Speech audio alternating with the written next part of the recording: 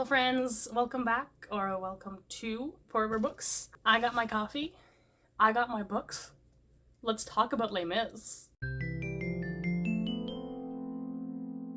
I love this book. I love this book so much. It was one of the best books I read last year. And I have this overwhelming tenderness for it. And you all know this, I already loved it before I read it. So it's not a surprise that I loved it while reading it.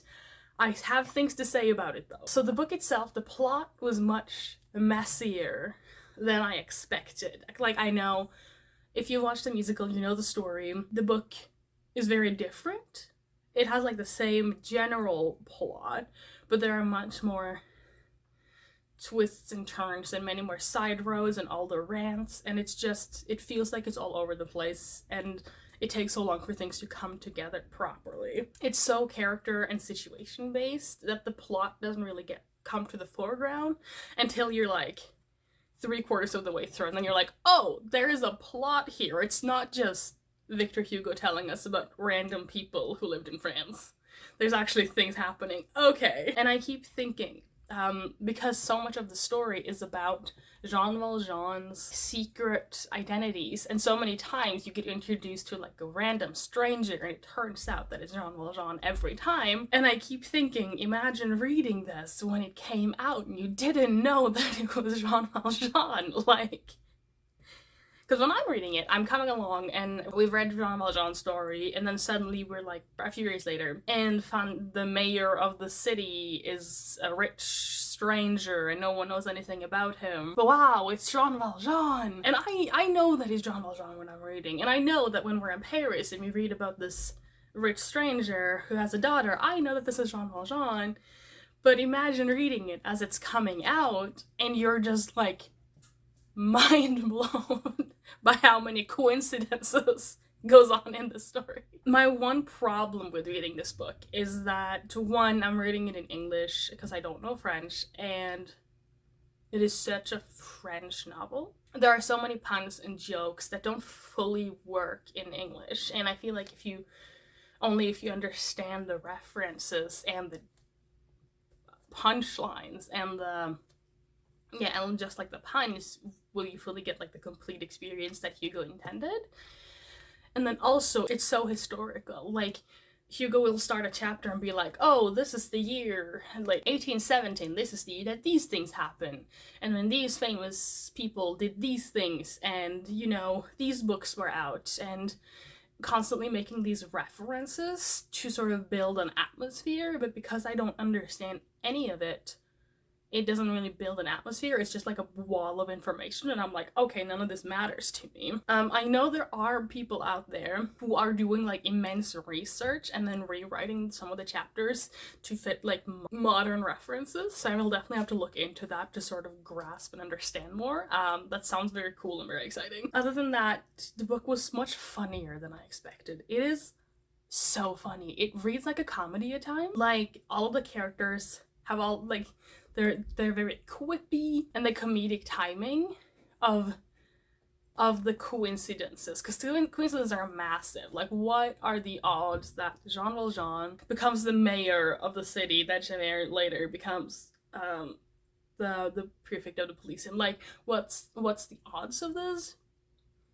But it makes it so funny when you know, because they keep running into each other. The entire plot basically revolves around these two characters, sort of many more characters, but Javert and Valjean keep running into each other in the funniest, most comedic ways. It's hilarious. It made it, I would literally laugh out loud reading it. So that was also unexpected. My favorite characters were definitely Gavroche, who was hilarious. Every scene that kid was in, outside of his death scene, obviously, but every scene that kid was in was just incredible.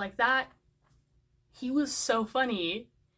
And he talked like an adult at times, and he expected other people to treat him like an adult, because he's I'm an adult, hi, give me a gun. So he was definitely my favorite character, and especially his interactions with Montparnasse were so funny. I could barely handle it. I wanted to reread those scenes over and over and over again, because it was just perfect Once again, it could very well be a comedy, you know? Combeferre and Enjolras were also like high up there. I love all the Revolutionary Boys. I actually really didn't like Marius. That's not true. I did not like him, but I also like, he was such a himbo, which was annoying at times, because sometimes he was just like so dumb. He just came to the completely wrong conclusions from the information he had available, and it got annoying at times. He had information available that Cosette was gone from the house, and he went, oh, Cosette doesn't love me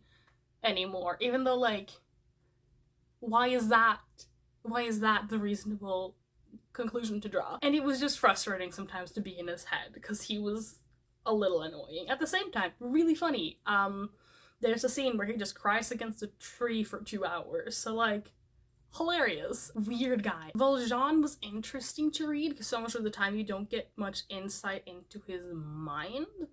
You sort of know that he's troubled and angsty and serious, but you don't really get a hold of his like thought process. He's just very instinctual and acting based on emotions without really thinking things through. I expected him to be less serious, because the way like the musical and the 2012 movie presents him is like he's sort of like, he's serious and angsty, but he's also like a little jokey, and most of all he's like kind, right? But even his kindness was sort of brusque at times, which was interesting. Like, there's this entire thing when he's a mayor, he would give people gifts of money, but he would give people's gifts of money by sneaking into their houses and putting money there, so people would think that they got robbed, when instead they got like reverse robbed.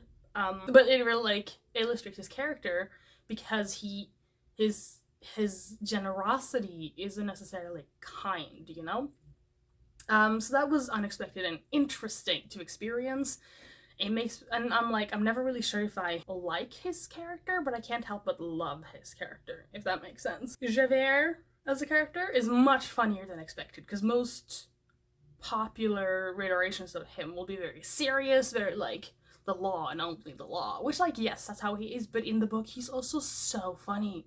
There's this scene that isn't included in any movie, so spoilers here, but there's this scene where Valjean has been kidnapped by the Thénardiers and like the criminal group. The police comes, Javert is there, but before the police enters the room, the criminals are arguing about who goes out the window first, because they're like, we have to escape, we're going out the window, who goes out the window first? And then they're arguing about it. They're like, okay, let's just draw names. Let's put our names in a hat and let's draw names so we can decide who goes out the window first.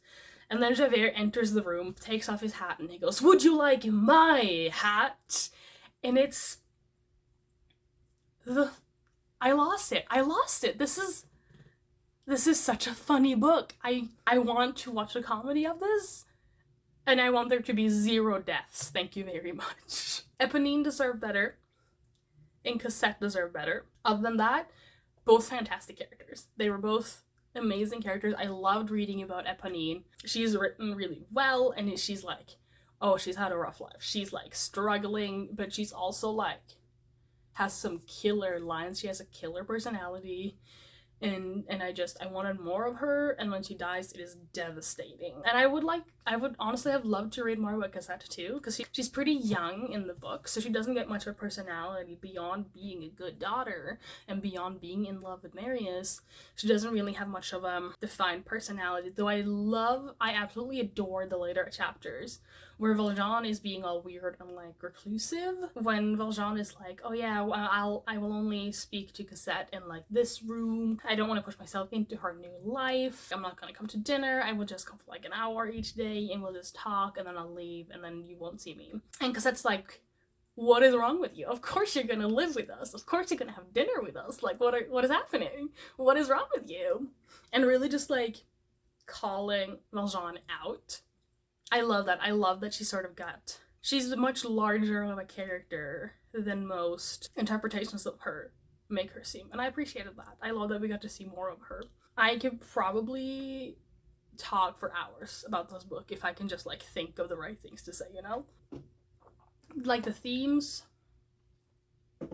The themes are so strong and so beautiful.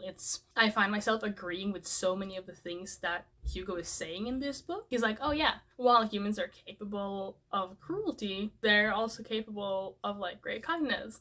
And it has everything to do with like light and enlightenment, but also having access to resources. And like, it's difficult to be both struggling and like generous because you don't have much to give, and he talks about this a lot. It was so good. I want to like, I was gonna say I want to like reread this book immediately so I can like continue my journey of thinking about it, but saying that, I have already begun rereading it. So yeah, a few days after I finished this book, I signed up for a newsletter style delivery of it called Les Mis Letters. Basically, Les Mis Letters is you get one chapter of Les Mis in your email inbox every day, because there are 365 chapters in Les Mis and there are 365 days in the year.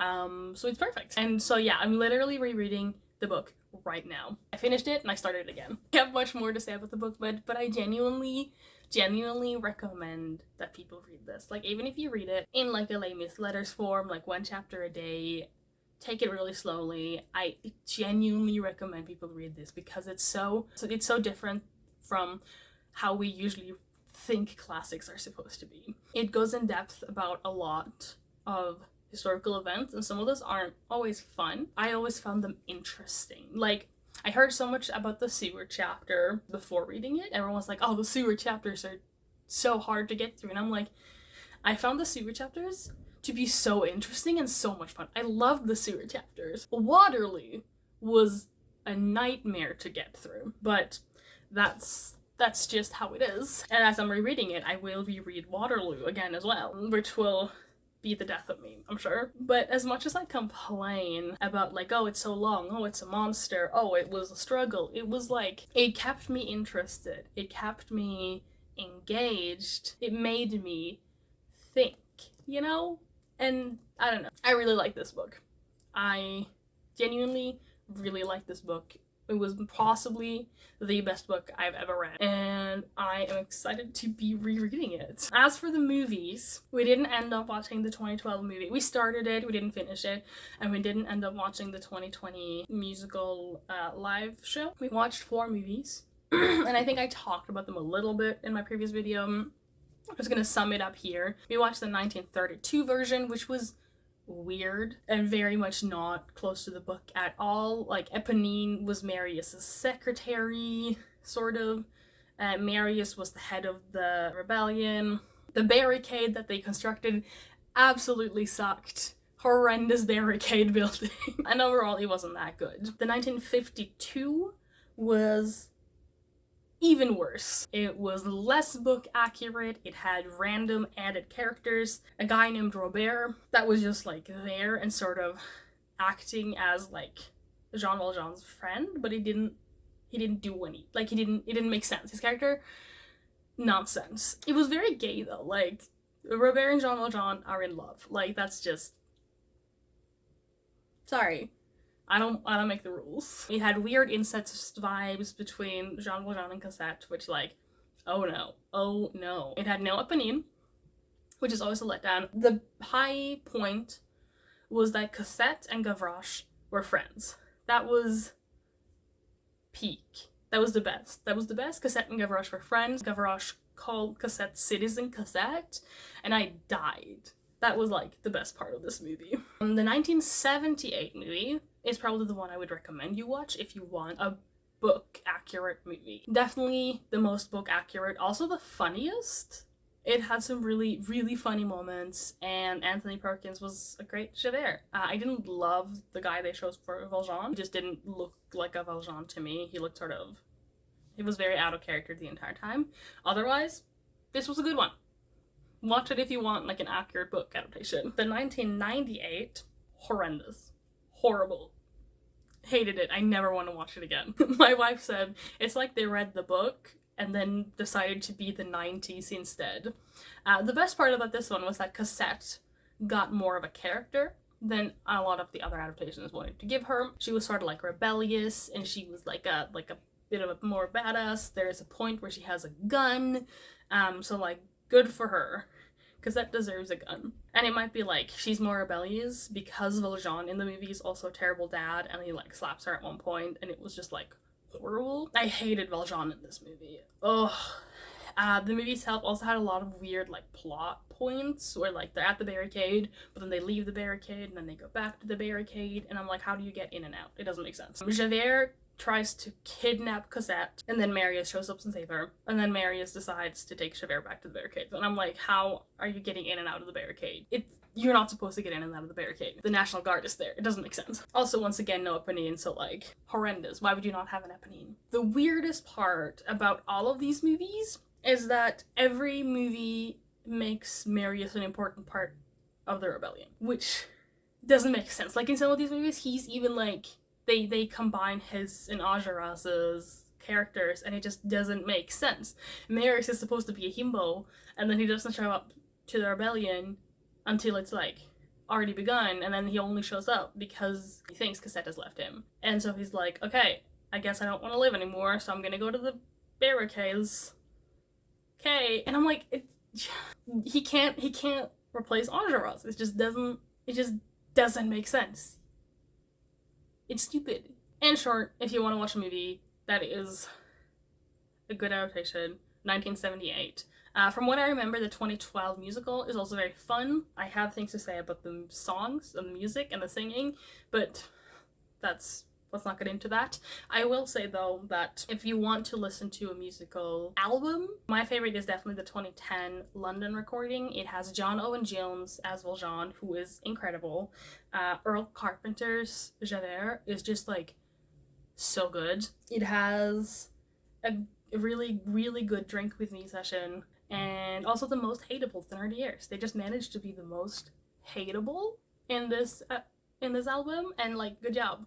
Because they're already hateable, but like this one, they refined it. And like, I will give like a side shout out to the 2020 live recording because Carrie Hope Fletcher is Fantine, and she is amazing. She is incredible, and I love her. And I think that's it. Do you have any thoughts on The Brick, or the movies, or the albums? Who's your favorite character? How do you feel about, I don't know, Victor Hugo's need to ramble about absolutely everything? Thank you so much for joining in my very belated Les Mis adventure, and I hope to see you guys soon. Take care of yourselves out there, and stay warm and safe. Bye!